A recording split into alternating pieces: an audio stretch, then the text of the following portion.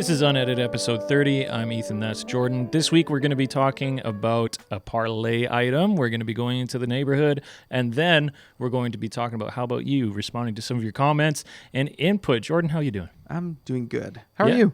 I'm doing just so good. Splendid? I didn't want to say splendid, actually. I was Okay. going to say spicy good, but I was like, I don't think that means anything. Okay. But that's how I feel. You feel spicy. I feel spicy good. That's good. Specifically. Very spicy. Do you ever feel spicy? Sometimes. Have you? Yeah, you know what? I'm not going to get into it. But your week was okay? Everything's good with you? It is good. Yeah, it is good. We've had a stunningly nice and warm January. We have to talk about the weather every single time episode that we start off. Because I feel like at this time of year, it either makes this month go fast or go slow, and this month is flying. So let's talk about time. Interesting. I feel like January is going really quick. Do you? Yeah, we also said that last week, but it's still true. Yeah. We did... I lost it. I forget what I was about to tell you. This happened last week as well, but I just started thinking about last week and it mixed me up. But I have an idea though. This week, I kind of want to just see what will happen if we jump really quickly right into Parley. Because let's do it. Honestly, I'm very excited for this subject of discussion. Let's fight. And then we can just go for it. It's on. We said last week that we need to, or 2 weeks ago, I should say, we said that we need to draw some blood. Okay. We need to cut some teeth on this. All right. So me and you. Yeah. Are you ready? I'm ready to do Have you got your aggressive pants on? I'm set to go. As aggressive as I can get. This is as aggressive as you can get. I'm joking. All right. You're like, this is as intense as I go. Yeah. Just chilling here. Okay. Well, that means it's time for us to break some skin here. It's time for Parley. Parley. So Parley means something that we're going to debate, something we're going to discuss. Yeah. Now, the subject that we decided on for today is something that I think everybody watching and listening should be at least able to understand. Agreed. If not immediately relate to. Mm-hmm. The conversation is streaming services versus cable. All right. Which is superior? Okay. I'll just start answering the question, and then we'll get into the argument. Right? Yeah, you go for it. Okay, but yeah. I don't know. I've always been a cable person, personally. I grew up with cable. I've never had a life without it. Actually, that's not true. When I was in college, living in a dorm for 2 years, I didn't have cable. Really? So that was different from me. But we still had 3 channels down there. We had the bunny ears up on the old TV, right? Yeah. And I'd still go down there and watch, football or catch the news in the evening. Wow. And so I've always had cable. And so for me, I still have cable. It's a debate me and my wife have. I think she would probably prefer just to go more like streaming services. Mm-hmm. For me, a big hang on for cable is sports, right? And news and just convenience of being able to like keep up with current things. And you're not getting ESPN Plus or anything? No, I'm not. I could go after the TSN Plus, the Sportsnet Plus packages. And I've looked at all this stuff, but by the time I get what I want, I'm just better off paying for the cable. Plus, the cable allows me to access it on my computers everywhere, right? So I can watch cable almost anywhere now. So that's incredibly ironic what you just said, right? Because that's what streaming is. That means cable's actually caught up to that extent, right? Exactly. But something I want to comment on is you had cable your whole life up until college? Whole life. Yeah. Really? I've never on multiple TVs in the house. Wow. So actually, I guess when I became a teenager, each of us had cable in our rooms, and then a main TV upstairs and a main TV downstairs. You had a very different upbringing than I did. Yes. Probably, I didn't have cable for the longest time as a kid. We had black and white TV with bunny ears. Yeah. That caught 3 channels in Manitoba. And that's a lot of people's experience, right? Yeah. They kind of have them with that. Like for me, the thing is I was never really like a TV crazy though. Like I devote more time to music and books and different things, probably just as much as I do to TV. Mm-hmm. I just like. I guess it's almost become like a fixture for me. Yeah. I just enjoy having the cable there. I enjoy. Sometimes I don't even need to be watching. I just want to put something on and let it play. And if it catches my attention, I look at it, right? Yeah. If I'm doing chores or doing stuff around the house, doing the dishes and stuff, I'll throw a sports show on, or I'll put like a talk show or something on. Yeah. I'll PVR something and watch like Fallon in the afternoon or something, right? Right. Yeah. So that's interesting because, wow. Alyssa's family is like this, where they have a TV in the living room. Okay. It goes off at bedtime and goes on in the morning. And it's just on cable. Yeah. And they'll put on stuff. Maybe somebody will mute it during the day or something, but it's just on.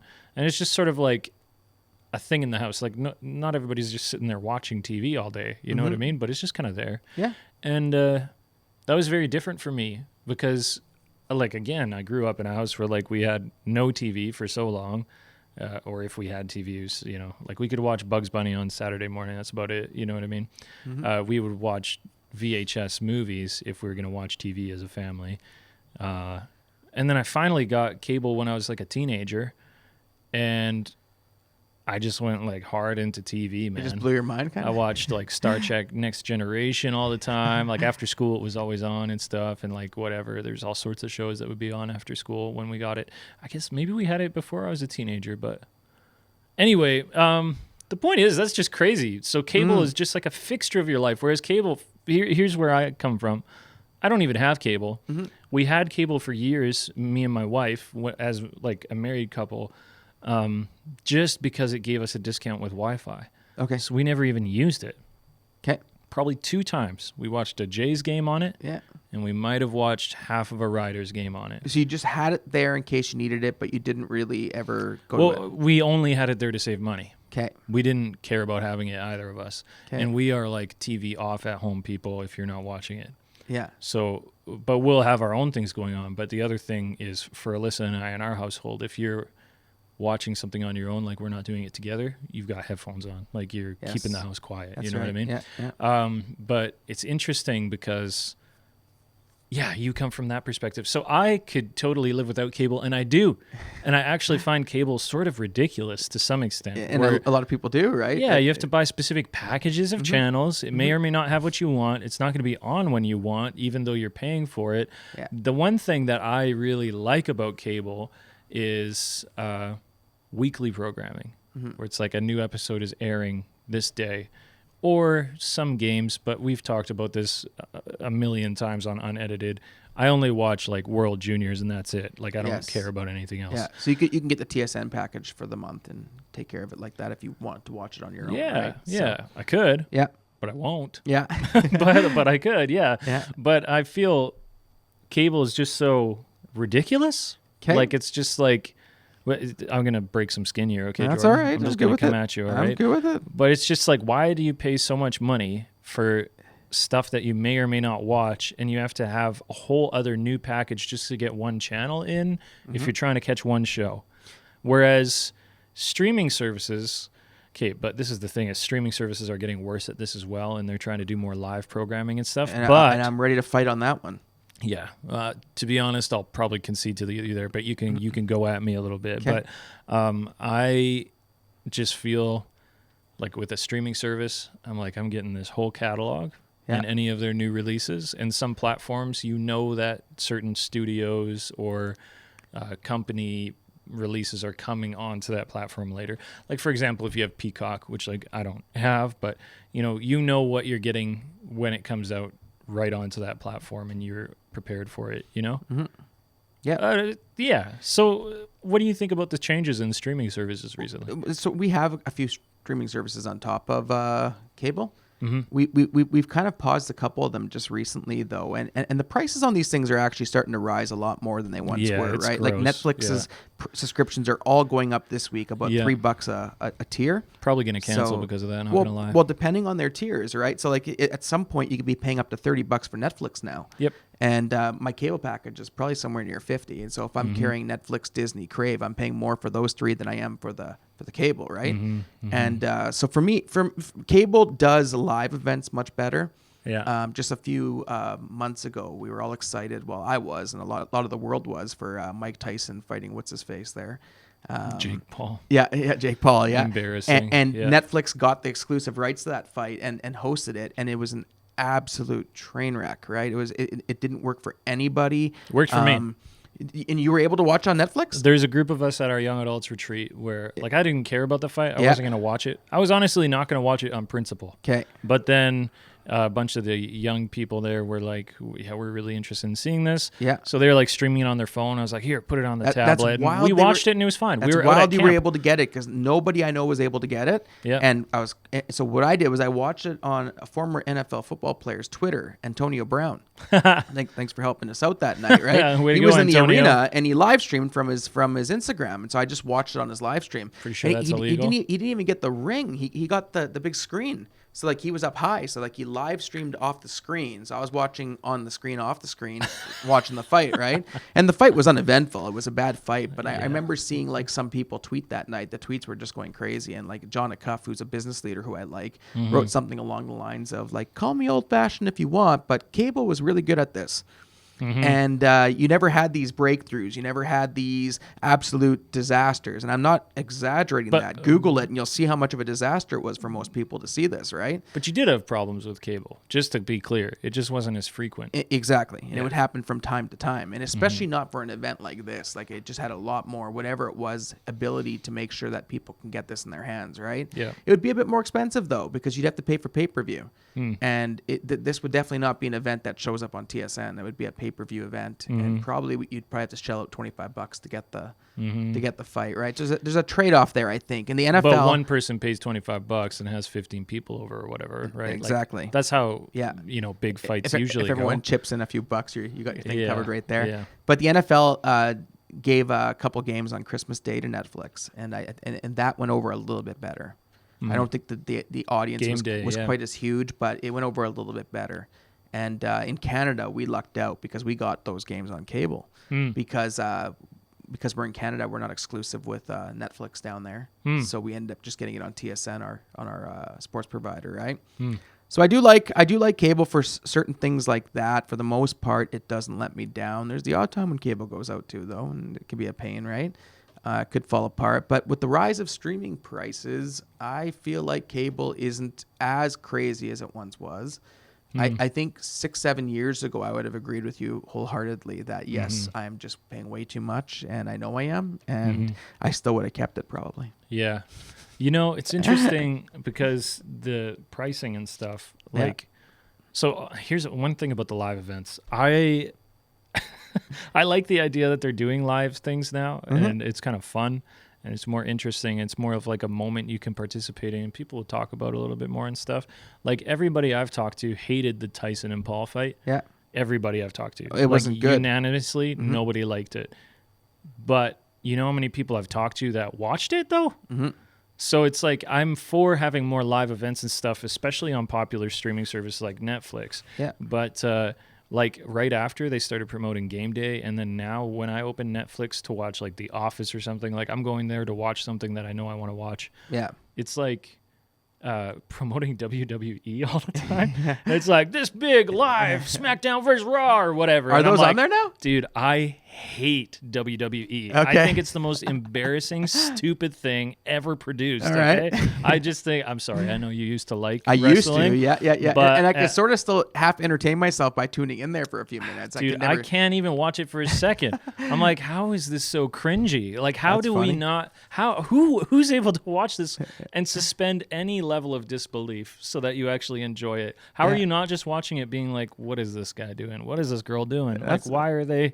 That's fair, though. Yeah, I get it. Anyway, okay, so I'm all for live stuff, but I don't want WWE slammed down my throat. Yeah. And so that's like one of the reasons why I'm not a big fan of it. As you talk about price hikes, I'm thinking about just canceling a bunch of stuff because we went down to like the ad-supported tier on Netflix after the password crackdown. Yeah. Because we used to just share every service. So we would pay for one. Yes. And then everybody else in the family would have one, and you get on somebody's plan. But then when the password sharing crackdown happened, we were like, oh, we still kind of want to use Netflix because these shows we're watching or whatever. Yeah. So we got the ad-supported tier. Were the ads bad? No, I don't care. It's just like watching cable. Commercials, right? You just check your phone in between if you're really into a program or whatever. You need a break sometimes. Yeah, get up and get a drink. It's fine. Like I grew up watching commercials on TV. I would just ignore them. You know what I mean? But the one thing that gets me, honestly, YouTube has worse ads than Netflix does right now. Yes, it does. Netflix is way shorter. I agree. If you ever put your YouTube from your phone onto your TV, like if you cast your TV or something, the ads are also like triple in length. Yeah. For some reason, Yeah, if you put it on your TV, they give you more or longer ads. I know it. They're even long on your phone. I find because I sometimes when I go walking, I'll put something on YouTube on, but the commercials come in and it takes you away from like 3 minutes sometimes, right, from what you're actually watching. Yeah. But if it's worse on TV, then that'd be even more annoying. That's the thing is I'll watch one video with the same ads like on my phone versus on this TV. It'll give you like a 90-second break on the TV as opposed to like a skippable 20 seconds or something. Yeah. Anyway, I don't know how they're doing that or why they're doing that, but it's stupid. Okay, what was I saying about ad pricing and stuff? It's just like I just want to cancel all this stuff at this point. Yeah. Like, so I like streaming more, but I want to have like streaming that actually just makes sense. Like if I want to watch Disney, then I'll purchase Disney and that'll be it. Yes. And I'll just use Disney. And I think that's where we're coming to with streaming is we're just going to keep one of them at a time kind of thing, right? And go through seasons and stuff because eventually they can get a little tiresome. Cable, I'm going to go back up on cable for 1 minute here. At one point, they tried to make it more accessible in the sense that there were laws being passed that apparently you thought you were going to be able to pick your channels, right? And then all those laws were passed, and it actually, I think, made it worse, if I'm being honest with you. Really? It kind of, because everything, the price increased on all this stuff. So now to get this channel, you have to buy this package with these 7, but you don't need the other 6, but you're still paying for them, right? And then if you want the single channel, it's gone up to like $6 a pop now, right? That's where it used to be like $1.50. Yeah. So they made it. They still make their money, and they still know what's going to be popular, and they still know what people are going for, right? Right. So for me, again, it's truly a product of how I was raised, and to me, I didn't probably appreciate certain things about TV, like people. In your case, who grew up with 3 channels, because like I've known people who've done this, and they told me how they couldn't wait for Saturday nights because they got Hockey Night in Canada.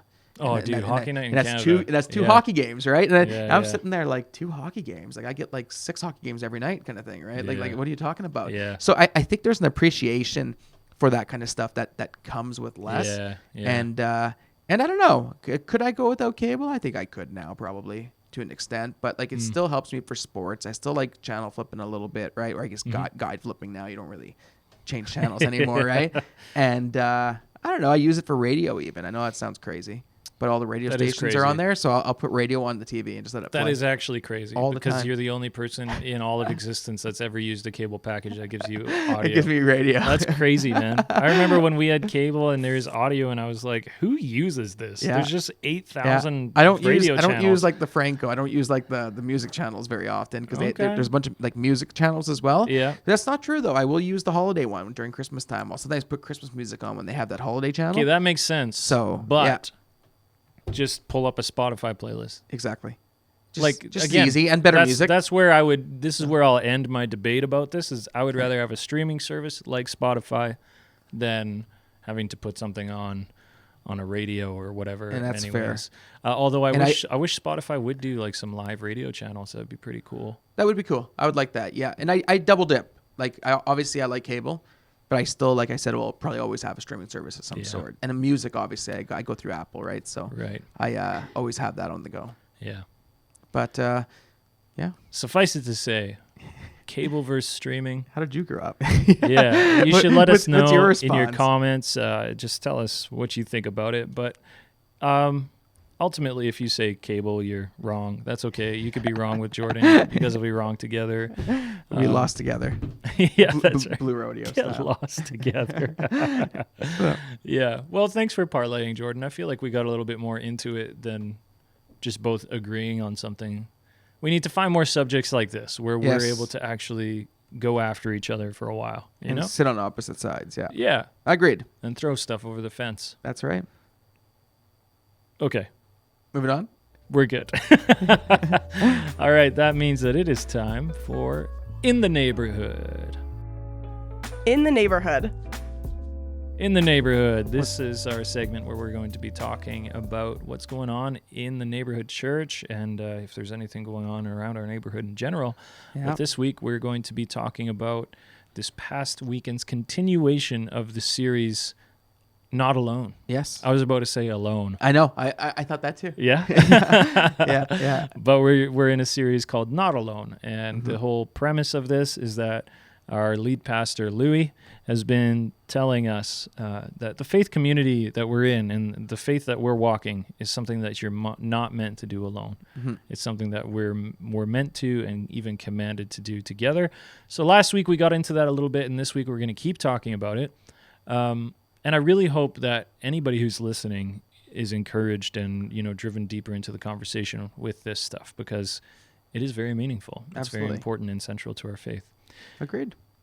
So it looks like you put a couple notes down here. I did write you a couple have some things. stuff to say? You just start going for it. I'll just go into it. Yeah, no, I think this past week, the way he started the message was he talked about pursuing friendships and like how do we actively pursue friendships. And it's an interesting thought because I was reading a book last week where the author suggested that most people have the capacity for 5 really deep friendships in their lives, but not much more. Yep. And I'm not sure where I landed on that, but it was just interesting hearing that, right? That apparently a study suggested that, 5 deep friendships is the capacity, is what most people go for. Yeah. And, when you're in school, friendships, I found growing up, like when I was younger, friendships happen just by who you sit next to in class.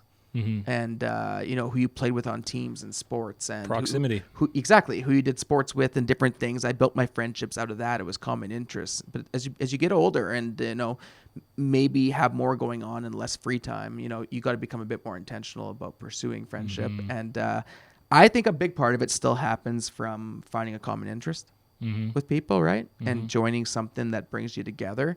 I've made friends through my faith.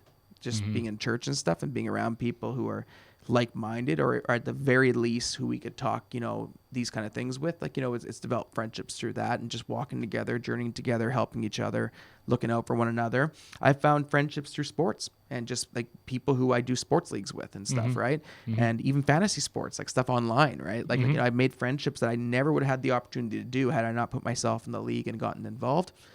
Through music, big time, I've made friendships. I've developed friendships with people through vinyl, community, just going to concerts.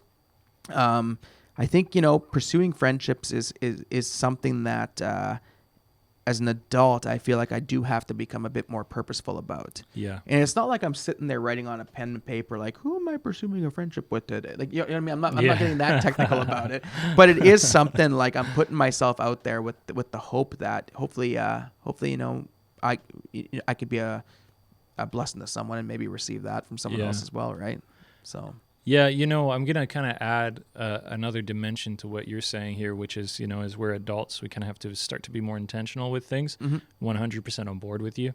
It does make me think about something Louis mentioned this weekend, and that it has been proven to be true in my experience, is that like proximity is a unifier. Yes. And just being around people, I agree, is like something that will make you make relationships. And sometimes those relationships become friendships, or they're just like acquaintances. Like a relationship with someone doesn't mean that you're buddy best friends forever, but relationships matter of all sorts of varieties. You don't have to be besties getting matching tattoos and, wearing anklets and stuff together or whatever. Like you can just be in a relationship with someone who's in proximity with you.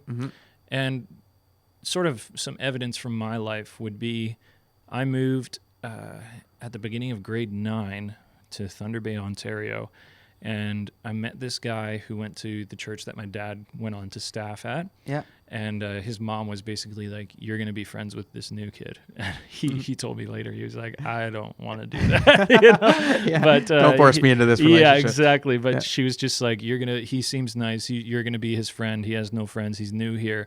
And so it was a pretty funny start to a relationship. There's all sorts of just awkward, interesting stories like that I can tell you. Like, he had me over to his house after school one day. We went to the same school. We lived across the street from each other.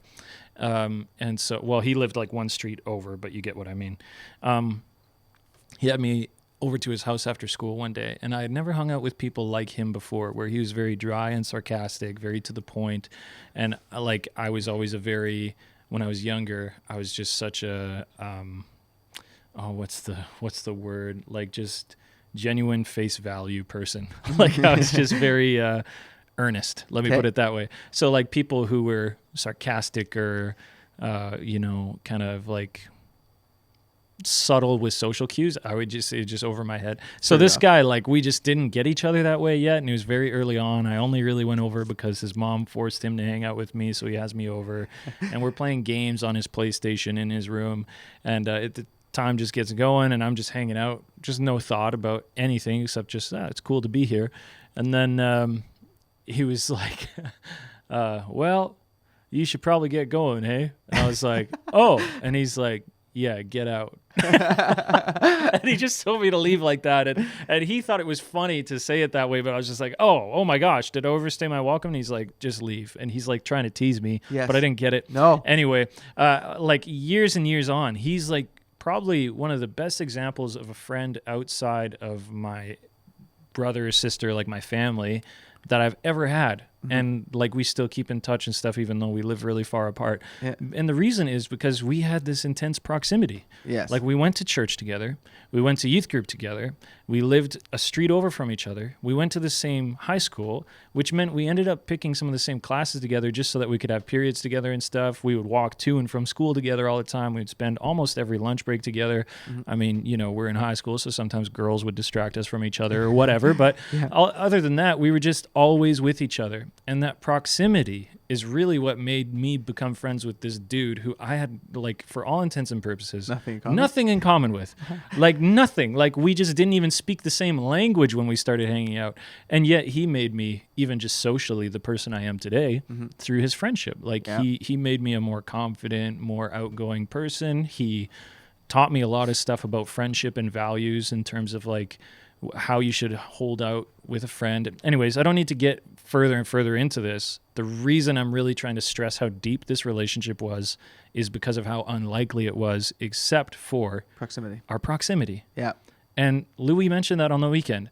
And I just really think that sometimes we look at people when we say, you don't match me, we don't fit, we don't have a similar interest, we don't even speak the same language socially, or even maybe even literally speak the same language. Yeah. But that could be like the most rewarding relationship and friendship that you could pour your time into. I agree. And in a church like ours, at the Neighbourhood Church, where we have like, you know, several hundred people who are part of our weekend services, there's a lot of opportunities for you to make a friendship, even just with somebody here, right? Who like you're able to make a connection and just have proximity with them, start doing something with them, get involved with them, go whatever it is, like just do something to be around people. Agreed. Anyway, sorry. That's No, it's a long tirade, but I had to get into it. I love that stuff. And those are the most interesting friendships, Ethan, I think, are the ones where, like, how did we become friends? Do you know what I mean? Yeah. Because I got a couple of those where we were really close to the point, like, you know, where I'm just like, how did this even happen? Like, in fact, we started off as enemies at the beginning. Like, we didn't like each other very much, right? But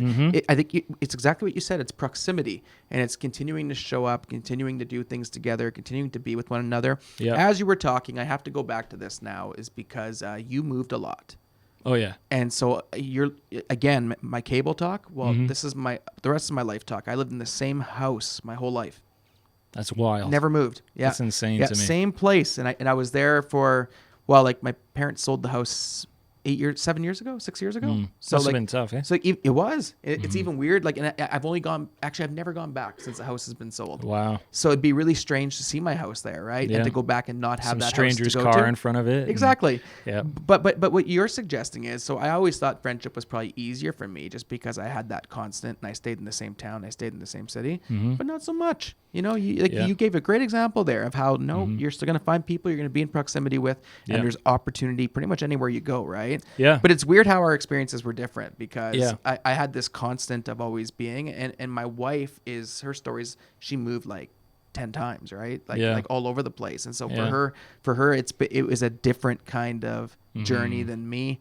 And yet each of us gets put in the places where it might be the most unexpected thing that happens, but the proximity alone can bring us together, right? Yeah, it can make a difference. Yeah. As I was listening to Louis this past week, I had the thought in my head, like, you know, I write questions out that some of our groups that meet together for like study and like to hang out and stuff throughout the week go through. I think I wrote down something along the lines. I didn't word it like this, but I said, is it easier to do life alone or with other people? Because I think there's a lazy side of us sometimes that thinks, oh, if I just did things alone, things would be so much easier, right? And I wouldn't have all this stress. I wouldn't have to carry this. I wouldn't have to carry that. And then if you were to actually live that way, you might realize how much you miss other people, right? And how much help you can get from other people. And do you get where I'm going with this? Like there's sometimes what's the expression we use, that the grass is always greener, kind of, right? On the other side. But I do think that, life at its purpose is meant to be done together. Like we're not meant to do this stuff alone, right? And even though sometimes relationships can be tricky, relationships can be complicated, Louis talked about the Apostle Paul, who started off, his name was Saul, in Scripture. In the book of Acts, chapter 9 is the reference in the text if you want to check it out. But he has this amazing encounter with God, right? And he ends up blind, and he ends up kind of coming to faith, like coming to know Jesus. And the community, God is saying to the Christian community to befriend him and accept him. And they're all like, not that guy. That guy hates us. That guy killed us. some of my family. Exactly. That guy's done all sorts of crazy things. And as I thought about that, I thought about just like life is just messy, right? And yet somehow in the midst of it, even out of messes, things can come together. And in Paul's situation, we've seen how, and Ananias reached out to him there. And later on, we see how he was a huge part of the church and the church going forward, right? But I can only imagine the trepidation they had about getting a relationship with him. So I don't know. There could be a tendency sometimes to just want to be by yourself, but, that's not what we're meant to do. Yeah, just to drive home the Paul thing a little bit here, and then I want to talk about hubris after that. But imagine that just in Saskatchewan, you heard about churches being persecuted. So churches are getting shut down, people are being incarcerated, people are being killed because of their faith. Just imagine that's happening. First of all, that's just a whole different worldview than what we have right now. But then imagine that there's like a person who has sort of been in charge of like leading a lot of this, maybe not like the top of the top, but this person is like a zealot for this, they're going after it. And people in churches outside of Saskatoon or even just within Saskatoon. And imagine that person is like, I'm totally changed. Exactly. And I'm coming and I'm being part of your church. Yeah. And you'd be like, well, first of all, exactly. I'm sure that, some of us would probably like to say, wow, just praise God and be happy about that. It's like, yes, okay, that's good. But just imagine how difficult that would be, though. Oh, sure. And that's the sort of situation where those, like Paul ended up having these deep foundational friendships with people leading the church with him. Yeah. Exactly. And another example of Paul, actually, truthfully, is he had troubled relationships with other people in church leadership. He did. But he maintained them. Yeah.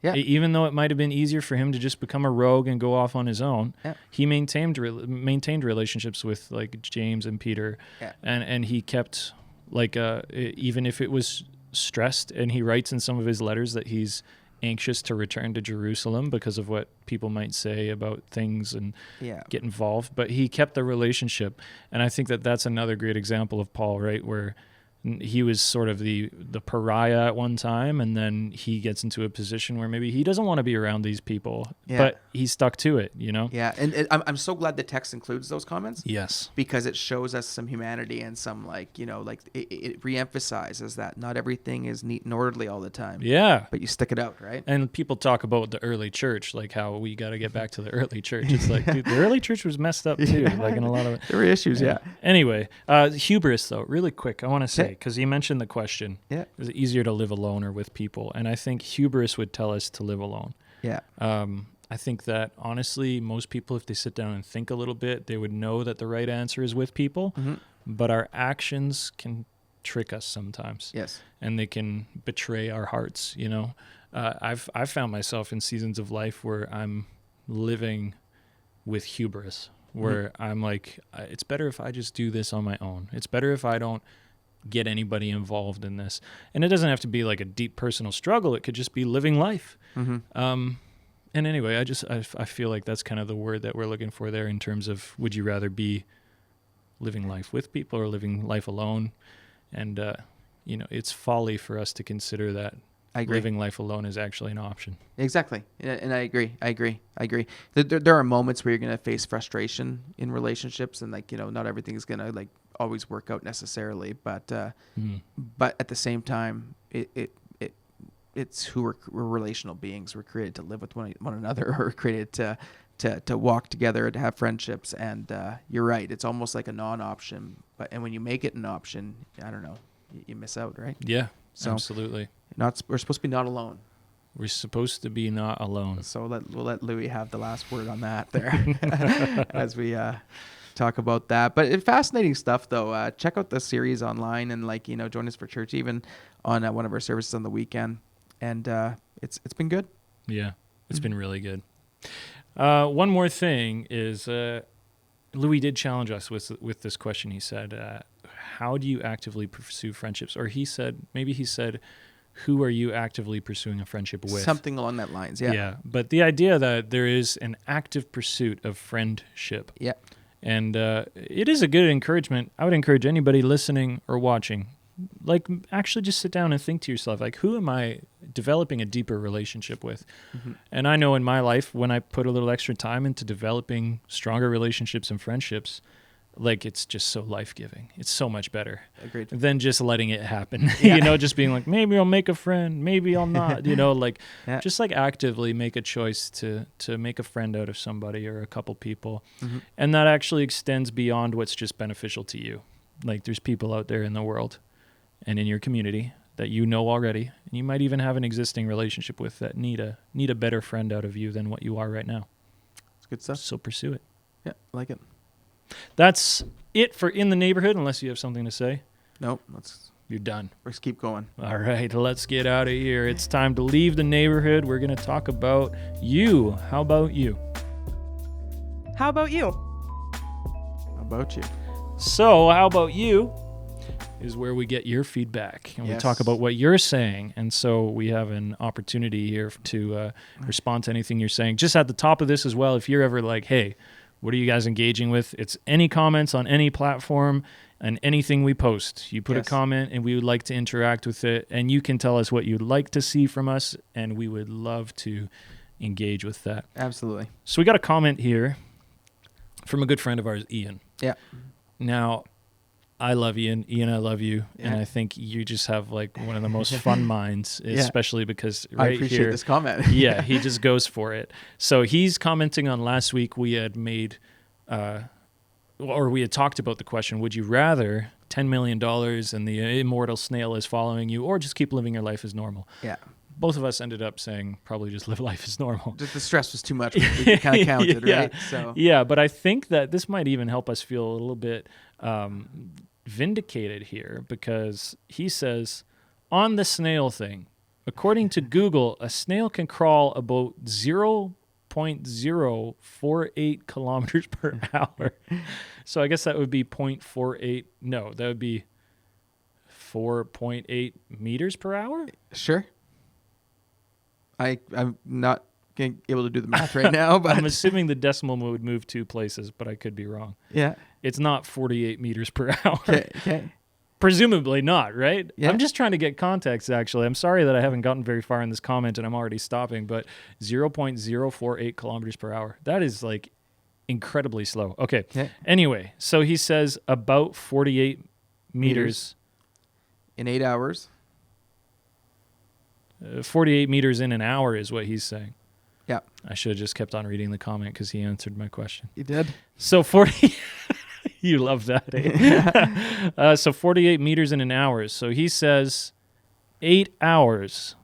In 8 hours, that would be about 384 meters. Okay. Since the snail can take any form of transportation, such as hopping a ride in a car, if a car can park closer than 384 meters from where you sleep, you could never rely on being able to get 8 hours of sleep at night. I probably wouldn't risk it. That is a calculated take that only backs up our answers, I think, in some senses, right? That it's way too stressful and it's way too nagging of a thought, this whole thing, right? Yes. Thank you, Ian, for that comment. Apparently you can't sleep 8 hours with this whole snail thing running around. You'd have to set your alarm for 6 hours every night. That's the thing. The transportation changes everything. And so if you were to fly to a different continent, you'd have some time, but you don't know when it's going to get there. Exactly. So you could, if it hops on a plane, it could just be a matter of hours behind you. That's okay. I just want to say that, first of all, other than the embarrassing thing that I converted kilometers per hour to hours, different meters per hour, wrong, 48 meters in an hour for a snail is booking it. Yeah. That's fast. It is quick. Do you know how far 48 meters is, Jordan? It's a long way. It's 2 meters less than 50. Yeah. Yeah. Yeah. Yeah. That's a long way for a little snail to be going. It's flying. Yeah. Well, it's actually more like kind of scooting along the around. ground. Yeah. I love this comment because I love the science behind it. I like the calculation of it, right? He's got a beautiful mind. It is. It is good. Thank you so much. I appreciate that one. Yeah, appreciate your feedback and engagement with the topic. That's awesome. Yeah. Okay, we have another comment here. Do you mind if I read it? Do you want to read it? No, go ahead. Okay. So M, a commenter says, a rhyme on what to do if you see a bear. If it's brown, lay down. Play dead. Okay. Yeah. If it's black, fight back. Make yourself big. Okay. If it's white, good night. And she wrote, you're dead. But you know what, though? There's some truth to that, though, because polar bears are the most aggressive bears out there, right? Dude, like, I would not want to encounter one of those things. Like, a brown bear is one thing, like, you know, and it is what it is. Like, I've been around them even, right? In fact, my parents, I talked about that house they owned all my life, right? Yeah. They woke up one night in July at 1 a.m. with a bunch of police officers in the backyard and a bunch of lights flashing in the front. And I think they probably thought, like, what has happened? Like, what have one of the kids done, kind of thing, right? Yeah. And sure enough, they saw a spotlight going up towards the telephone pole, which was right between, like, the 4 yards that were attached there.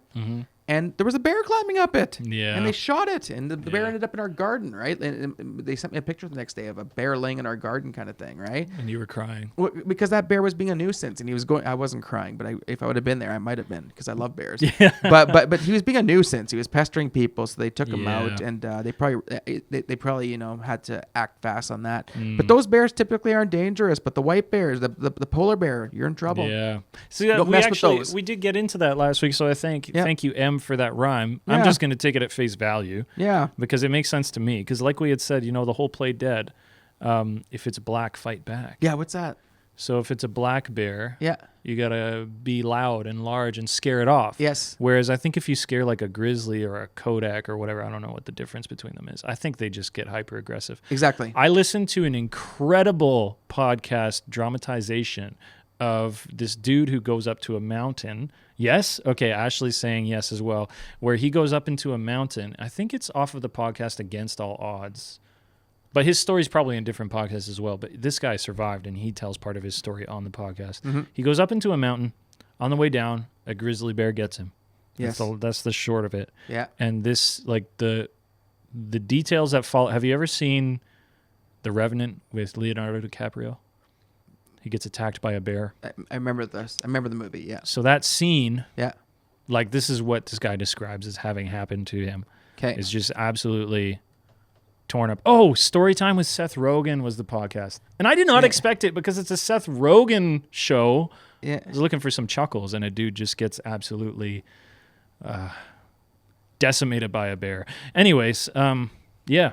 Nothing he could have done, really. He fought off as best he could. He survived. He managed to make his way down the mountain and lived to tell the story.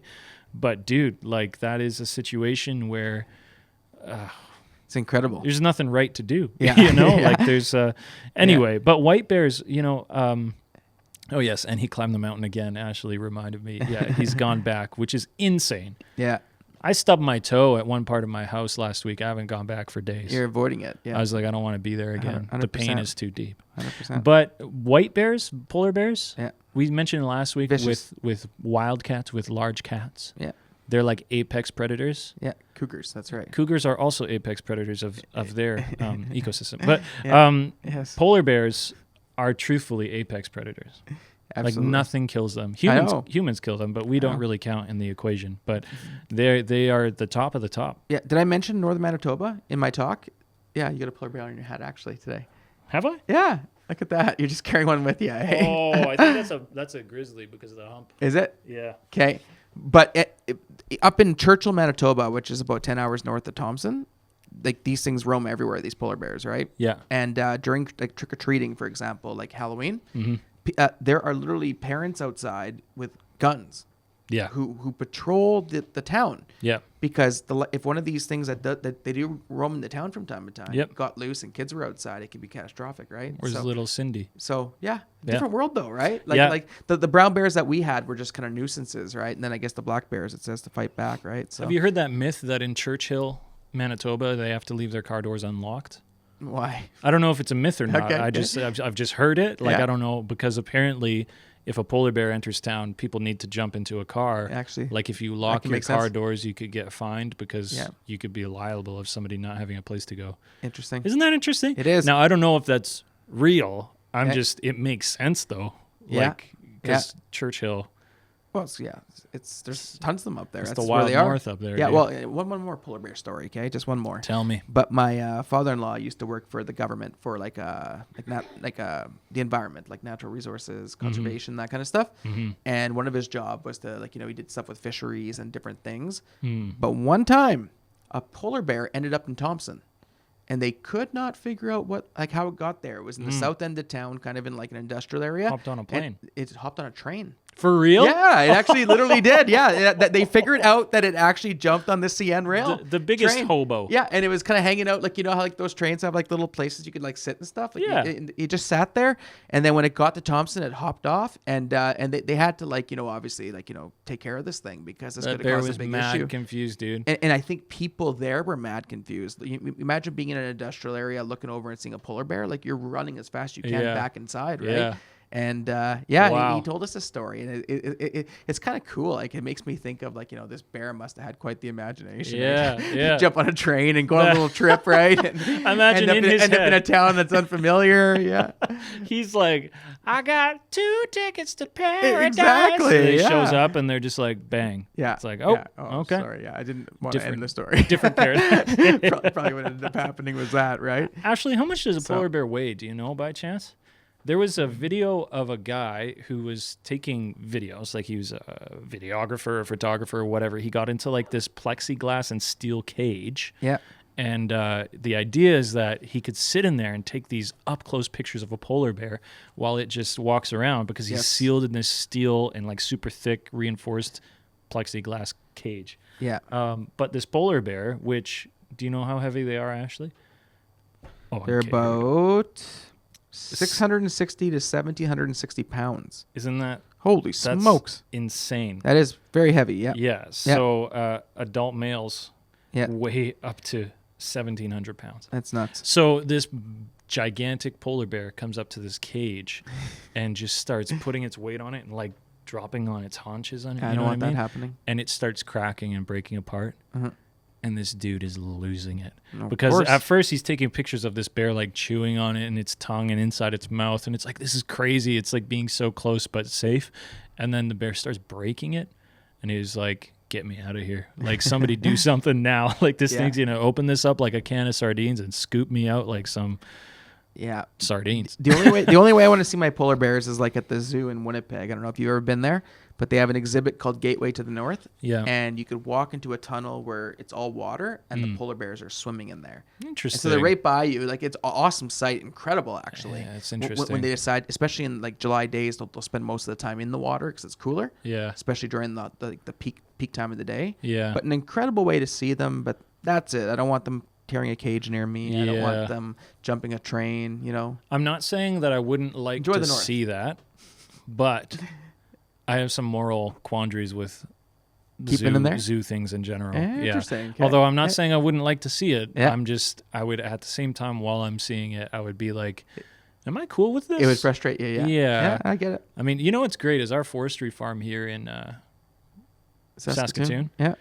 I was like, where are we? Yeah, where are we now? Yeah. In Tuscany. Yeah. But they have, it's like the animals that they have are like there's specific reasons that they're there and stuff. And I appreciate their transparency on that. You know what I mean? Like, Yeah. so when I go there, I don't feel like, You're right. hey, You're here's right. a zoo. Let's throw some sticks at these monkeys or whatever. Yeah. You know what I mean? Like, it's like, yeah. Anyway. Yeah. I got to say this though, like, as we're kind of coming Say around it. to the close, we need to hear your bear stories. Ooh. Do you have bear stories? Like, Ooh. I just feel like bears is a topic right now. Yep. Let us know of your bear encounters. Have you ever seen one? You ever been scared by one? Yes, please. You ever wish you had one in your backyard? Let us know. And if you do wish that maybe also reach out. We would love to help you. Yeah. Put you in touch with a bear. Yeah. Well, thanks so much for joining us for episode 30. Let us know anything you want to talk about. Tell us about your bears, like Jordan said, and we'll hit you back next week for episode 31. Dang, I missed it. Okay, see you guys later. Unedited is a ministry expression of the Neighbourhood Church. Hosted by Ethan Andrews and Jordan McClellan. Produced by Ashley Drayton. Voiceover by me, M. Curry. Watch us on Instagram, YouTube, or Facebook. Or listen on Spotify or Apple Podcast. Thanks for listening.